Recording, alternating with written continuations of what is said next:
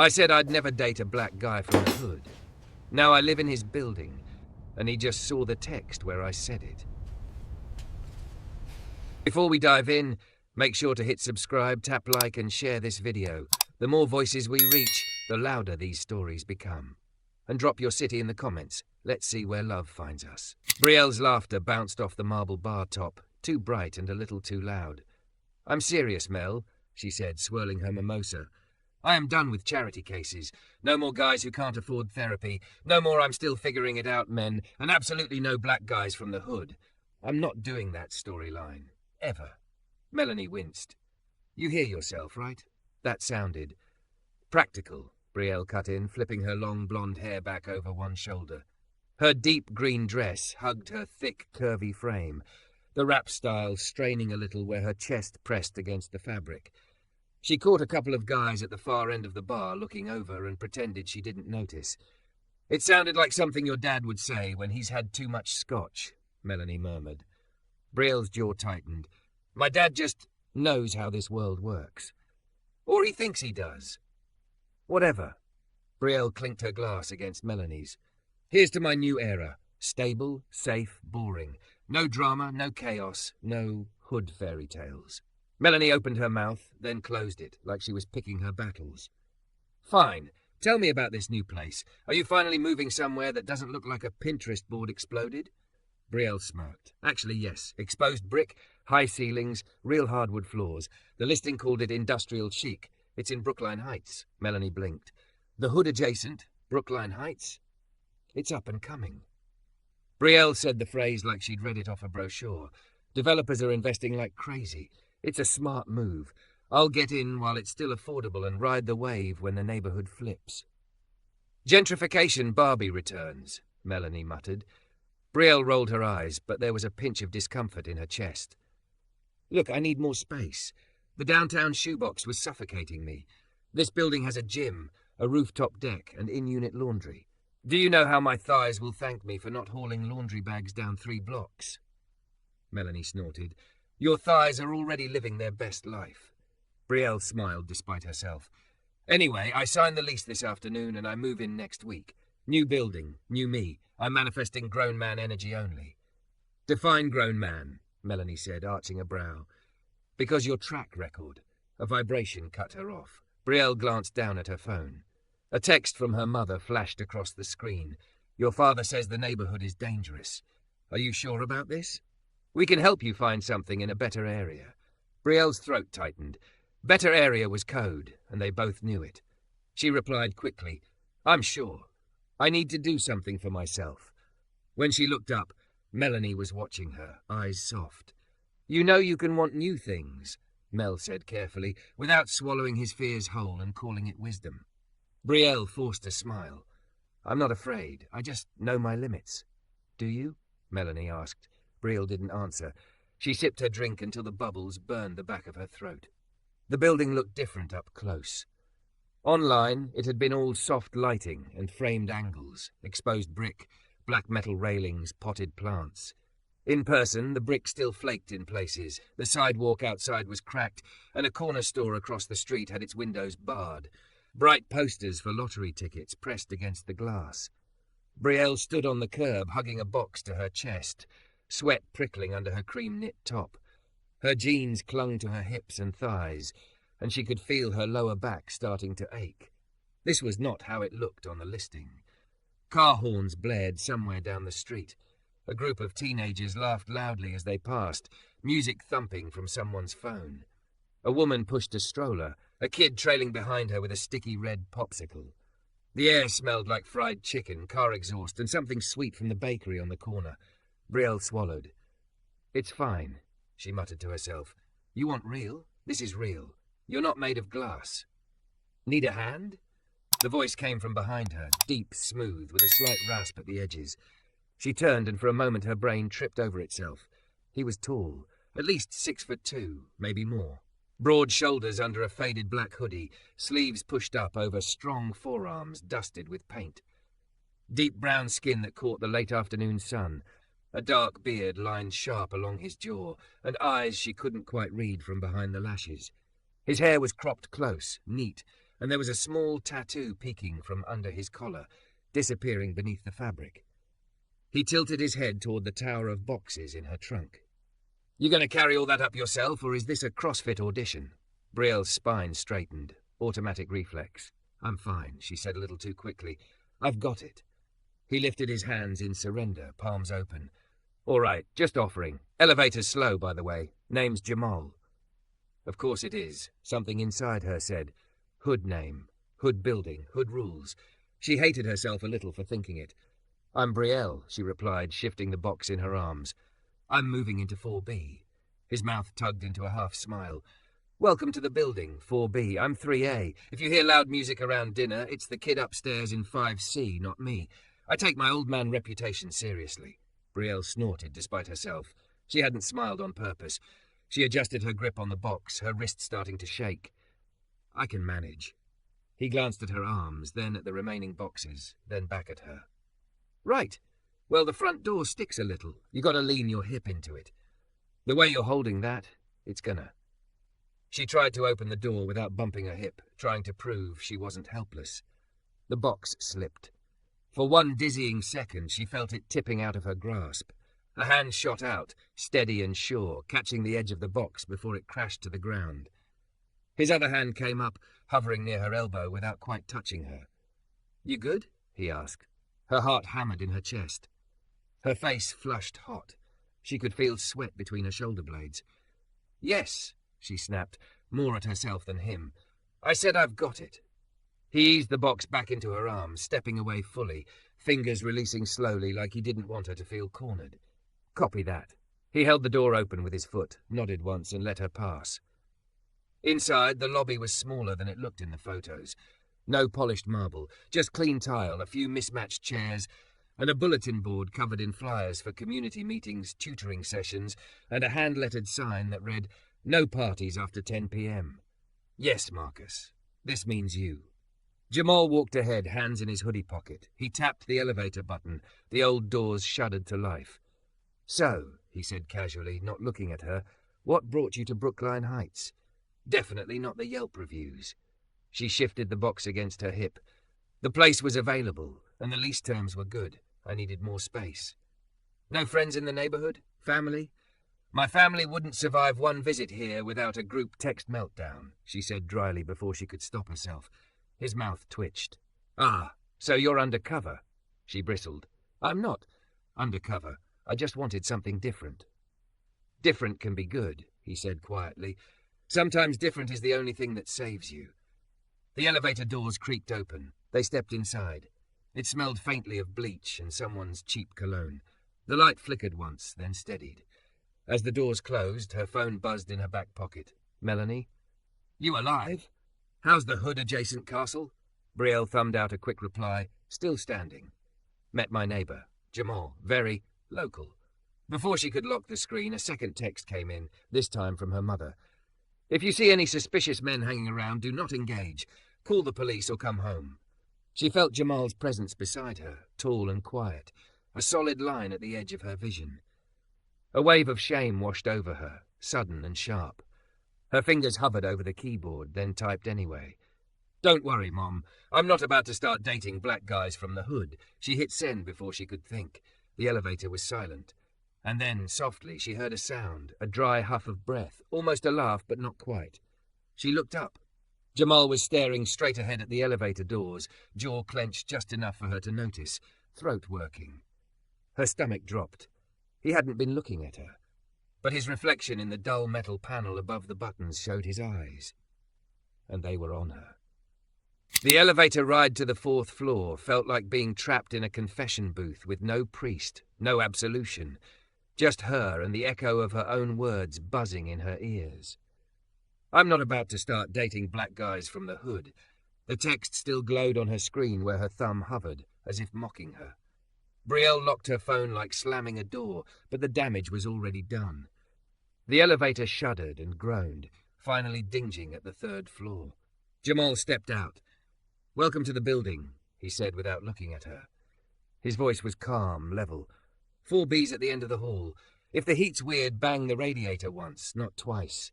Twice sounds like an emergency." He didn't wait for her response. He turned left instead of right, footsteps steady, the old floorboards creaking under his weight. The doors slid shut again. By the time she reached 4B, her arms were numb and her brain felt like static.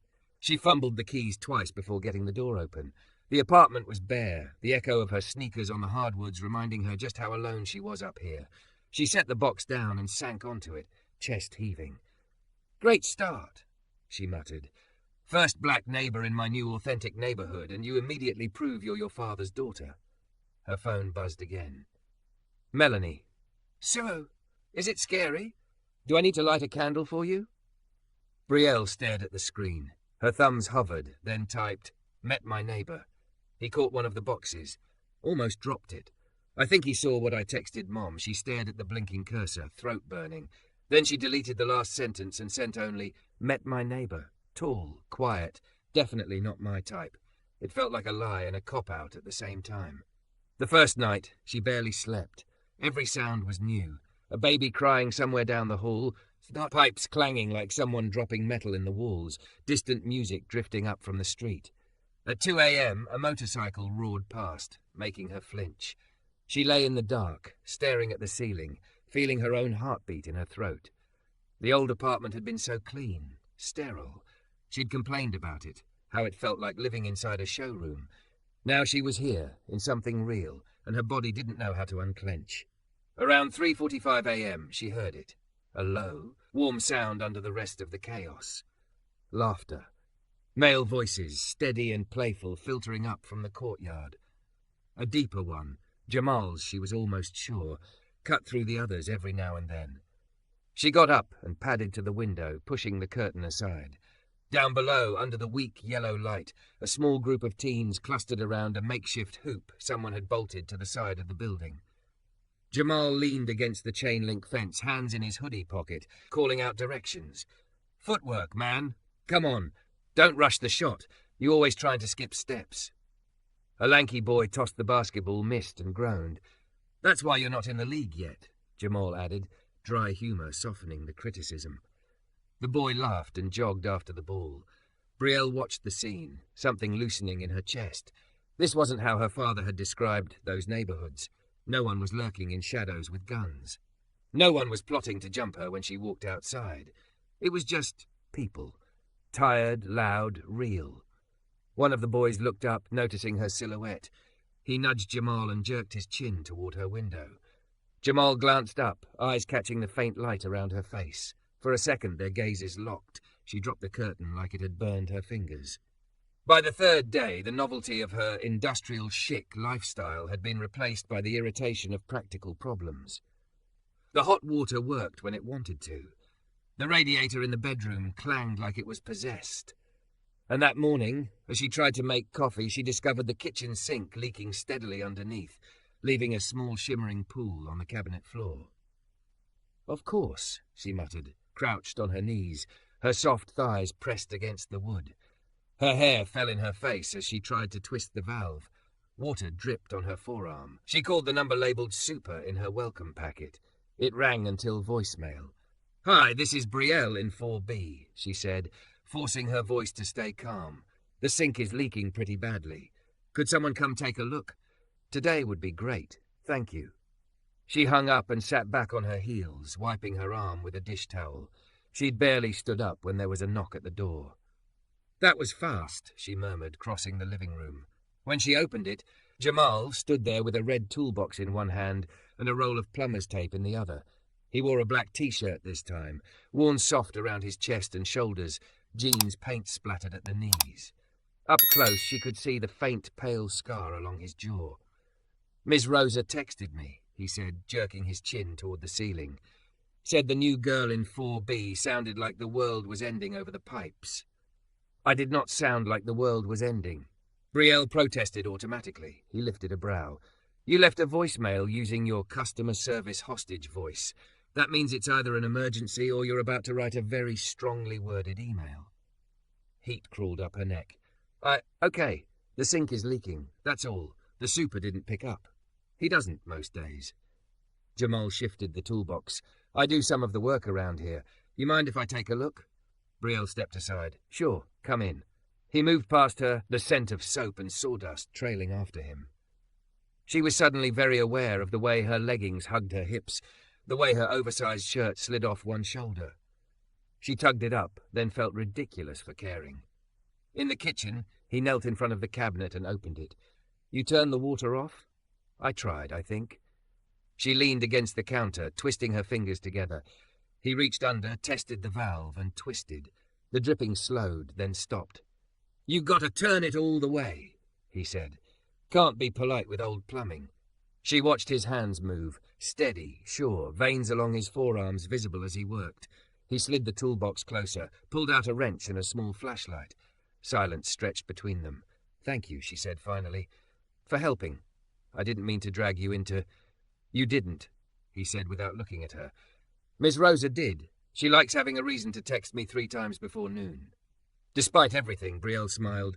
"She introduced herself yesterday, brought me a plate of rice and beans like she was my aunt and not a stranger. That's how she adopts people," he said. "If she ever shows up with soup, you're in too deep to escape." He loosened a pipe, caught a few drops in a rag, and retightened it with new tape. The movement was efficient, practiced, guilt pressed against her ribs. "About the other day," she blurted. He paused. "What about it?" "In the elevator." Her voice wobbled. She forced herself to meet his eyes when he glanced up. "I sent a text to my mom. I don't know if you saw it. I think you might have." His gaze lingered on her face for a long beat.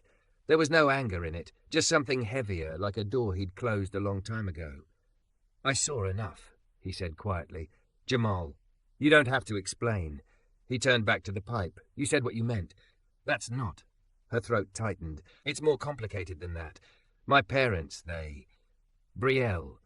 He said her name with a softness that stopped her. "I grew up 3 blocks from here. You think it's the first time I've heard some version of not dating black guys from the hood?" The words landed like a stone between them. She flinched. "I didn't mean it like..." "How do you mean it?" he asked, still calm, still working. "Not you personally, just the category." He tightened the wrench. "Congratulations, I'm in the category." She opened her mouth and then shut it. The truth rose up, ugly and sharp. I meant it exactly how it sounded. That she'd drawn a line in her head years ago and never questioned it, just decorated it with excuses. Jamal exhaled slowly. "Look," he said, softening his tone. "I'm not your diversity lesson. I'm your neighbour. I'll fix what I can around here. I'll keep the kids from playing football in your hallway. You don't owe me anything but basic respect." Shame and something like relief warred in her chest. "You have it," she whispered. "You do. I'm trying." He studied her for a moment, as if weighing whether to believe her. The pipe stopped dripping. He wiped his hands on the rag, then straightened up. Up close, he was even taller than she'd thought. She had to tip her head back to look at him. "The sink should be okay for now," he said. "If it starts again, text me." He hesitated, then added, "Not the super. Me. He'll just call me anyway." Her brows knit. "Do you work for the building?" "Something like that," he said. "I help keep things running. Cheaper for the owner than hiring a contractor for every little thing. Plus I live here, so I actually care if the ceiling caves in." There was a quiet pride tucked into his words. "Thank you," she said again, earnest this time. "Really?" He nodded and turned toward the door, toolbox in hand. "Jamal?" she said before she could overthink it. He glanced back. I'm sorry," she said, the words feeling too small for the weight they carried. "For the text, for what it says about me. You didn't deserve to see that, or feel it." His jaw flexed once, then he gave a small nod. "Apology noted," he said. "What you do with it going forward, that's the part that matters."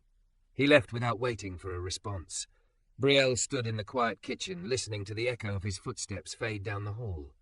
Her reflection in the window looked like someone she didn't recognize. Same thick curves, same glossy blonde hair, same carefully curated face. But inside, something was cracking open. Her phone buzzed on the counter. "Dad, I talked to a friend who knows that area. Be careful. Those kinds of neighborhoods come with baggage. If you see any of those young black guys hanging around, don't be naive." Her thumb hovered over the reply. For the first time, she didn't know which side of the line she was standing on. She set the phone down without responding. Outside, in the courtyard below, she heard Jamal's voice again, steadier than hers. calling out to someone with a mix of patience and authority she'd never quite heard in her world. Different, she realized, did not mean dangerous. But it did mean she could no longer pretend her father's fears were the same thing as wisdom. 2 weeks later, the apartment didn't feel like a stranger's anymore. There were throw pillows on the couch, candles on the coffee table, a plant stubbornly hanging on for dear life by the window. Her boots sat by the door next to a pair of tiny sneakers that belonged to the kid upstairs, who'd apparently decided her welcome mat was also his launch pad.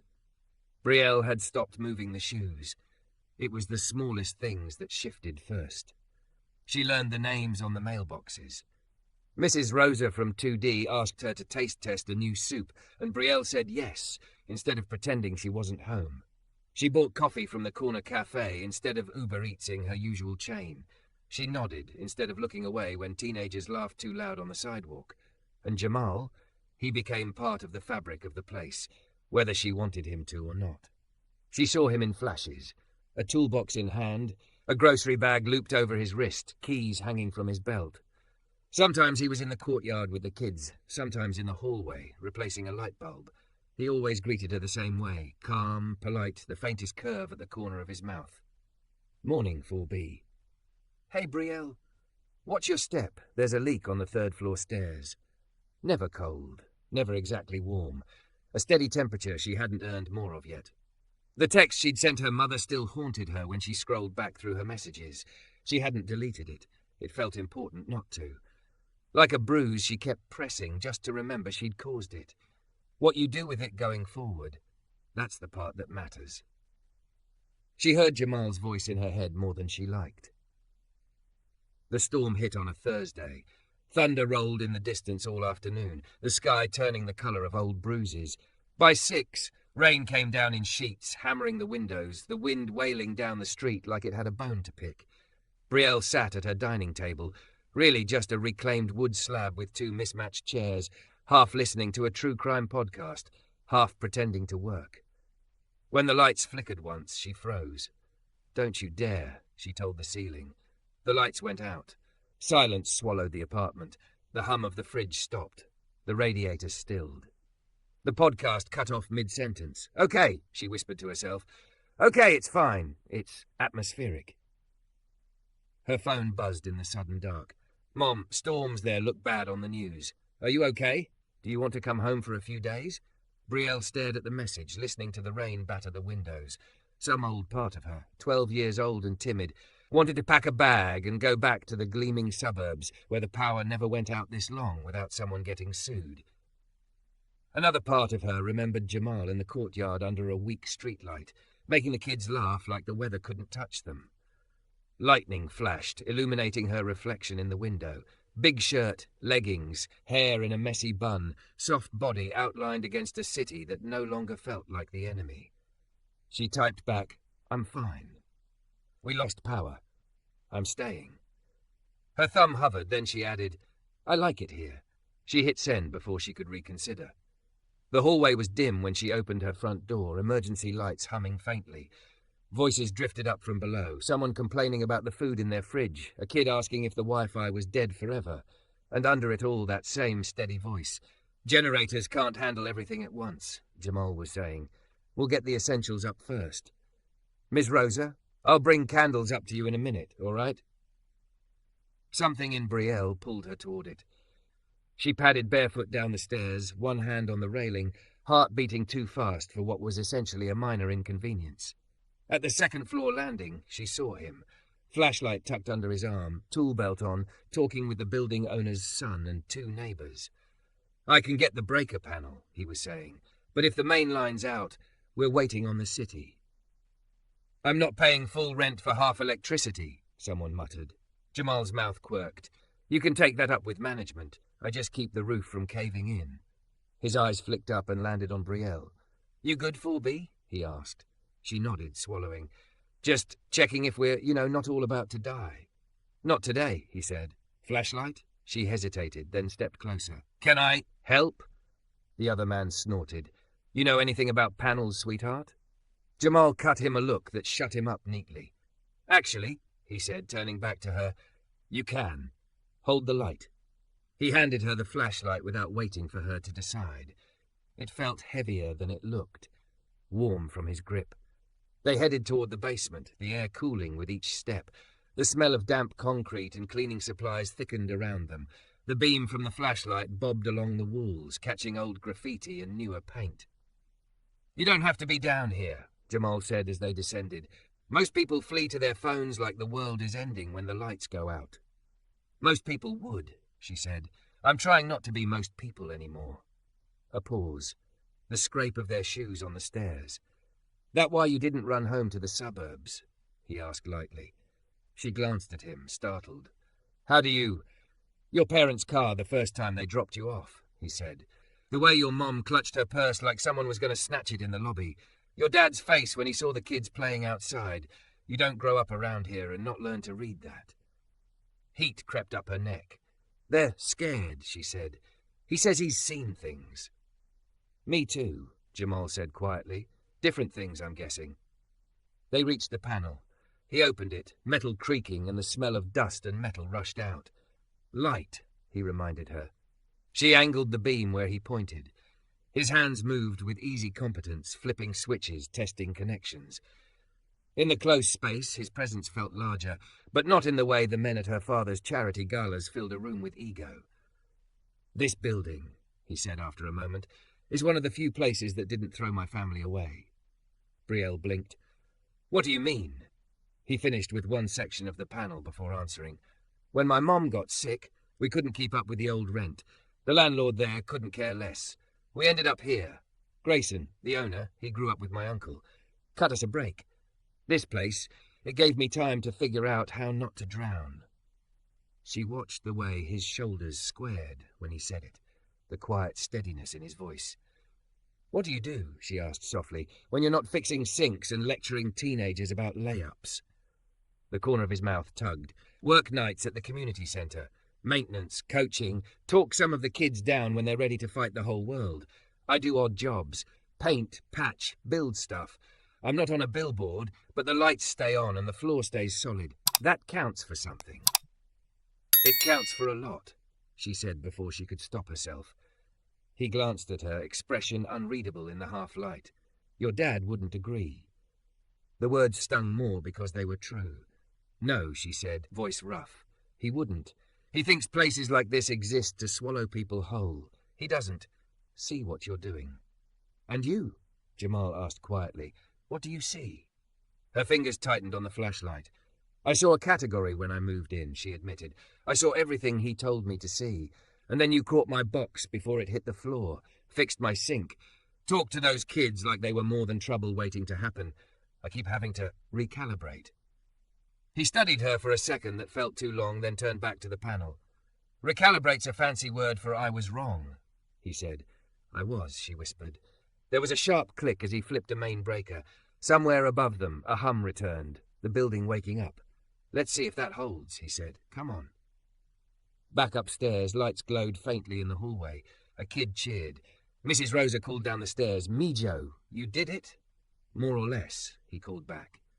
In the lobby, the front door flew open, letting in a blast of wet air and expensive cologne. "Brielle!" Her father's voice hit her like a slap. He stood there in a tailored coat, hair silver at the temples, shoes too shiny for these floors. Her mother hovered behind him with an umbrella, eyes darting around as if danger might leap from the potted plant. "What are you doing here?" Brielle asked, heart pounding. "The news said there were outages in this area," her father said, striding toward her. "We tried calling. Your mother was worried. I told her, 'I'm fine,'" she cut in. "We lost power for a bit, that's all. Jamal just—" Her father's gaze snapped to the man standing a few feet away, tool belt still on, damp curls at his hairline from the humidity. "You the super?" he asked, tone polite in the way of boardroom interrogations. "Something like that," Jamal said, hands loose at his sides. "Well, good," her father said. "It's nice to see a young man like you doing honest work. Better than some of the alternatives around here, I imagine." The words were dipped in syrup and something rotten. Jamal's jaw tightened. His eyes went flat. Brielle felt the world tilt. She saw in a flash every moment she'd let lines like that slide at holidays, every joke she'd laughed off because that's just Dad. Her stomach turned. "Dad," she said sharply, "stop." He blinked. "I beg your pardon?" "You don't know him," she said, voice shaking. "You don't know anything about him. You don't get to talk down to him like he should be grateful he's not a headline in your fear stories." Silence dropped over the lobby. Her mother's hand flew to her mouth. "Brielle." "No," Brielle said, tears burning behind her eyes. "You came here to rescue me from some fantasy nightmare you built in your head, but you never asked what it's actually like. You never asked me who lives here. You just saw black faces and decided the rest." Her father's face flushed. "I'm trying to protect you." "From what?" she demanded. "From the man who fixed my sink when the super didn't care? From the coach who keeps the kids downstairs from tearing each other apart? From the only person in this building who seems to know what the hell he's doing when things break?" She realized her hands were shaking. Jamal stood very still, gaze flicking between them, as if deciding whether to stay or give them privacy. Her father stepped back, stunned. "You're being dramatic." "I learned from the best," she snapped. For a second she thought he might yell. Instead, he drew himself up, smoothing his coat like he could iron his emotions flat. "If this is how you're going to speak to us," he said tightly, "we'll go. When you're ready to come back to a place where you don't have to worry about power outages and people like him." She finished for him. He didn't answer. Her mother touched her arm gently. "Call me later, sweetheart," she whispered. Her eyes lingered on Jamal, softer, searching. "I'm glad you weren't alone." Then they were gone, the door banging shut behind them, letting in another gust of storm air. Brielle stood there, breathing hard, feeling like her ribcage had been pried open. "I'm sorry," she said hoarsely, turning to Jamal. "You shouldn't have had to." "Hey," he said quietly. "Don't apologize for him. But you were standing right there and he—" "And you were standing right there too," Jamal said. "You didn't stay quiet." She blinked at him, tears finally spilling over. "I've stayed quiet my whole life," she whispered. "At tables where people like you were a punchline or a warning label. I thought I was above it because I didn't say the worst things out loud, but I moved in here with all of that still inside me." Jamal studied her, something in his face easing. "You can't change where you came from," he said. "You can change what you co-sign now." Her shoulders sagged. "I don't know how to make it right." "You don't," he said. "You make it different." His words settled into her like an anchor. He shifted, glancing up the stairs. "I should go check the 5th floor. Make sure their lights held." "Jamal," she said. He paused. She stepped closer until she could see the faint line of the scar along his jaw, the tired warmth in his eyes. Her heart beat so loudly she was sure he could hear it. "When I moved in," she said slowly, "I told my friend I would never date black guys from the hood. I treated you like a category I'd crossed off my list before I even knew your last name." "Mercer," he said softly. "Jamal Mercer." Her throat tightened. "Today, when my dad walked in, the only person I trusted in this lobby was you." The air between them shifted. He exhaled, long and low. "Brielle, I'm not asking you to forget what I said," she rushed on. "I don't even know what this is. I don't want you to be a line I cross out. I want you to be you, if you'll let me see you that way." For the first time since she'd met him, his guard dropped completely. She saw the tiredness there, the resilience, the wary hope. "You're messy," he said finally, a ghost of a smile tugging at his mouth. "And late to the party," she laughed through a tear. "Story of my life." "But you're trying," he added. "I can work with trying." He reached out slowly, giving her time to pull back. His hand wrapped around hers, warm, calloused, grounding. "We don't have to figure out labels tonight," he said. "We start with neighbors who tell each other the truth. See where that goes." She squeezed his hand. "I can do that." Upstairs, a kid shouted that the Wi-Fi was back. Mrs. Rosa cheered. The building felt alive in a way the polished condo downtown never had. Later, back in her apartment, Brielle opened the text thread with her mother. She scrolled up to the message she'd sent that first night. "I'm not about to start dating black guys from the hood." She didn't delete it. Instead, she typed a new one beneath her mother's last check-in. "His name is Jamal," she wrote. "He keeps this building standing. He's not what you're afraid of. I'm not either. Not anymore." She hit send, set the phone down, and for the first time since she moved into 4B, the thunder outside sounded less like a threat and more like applause.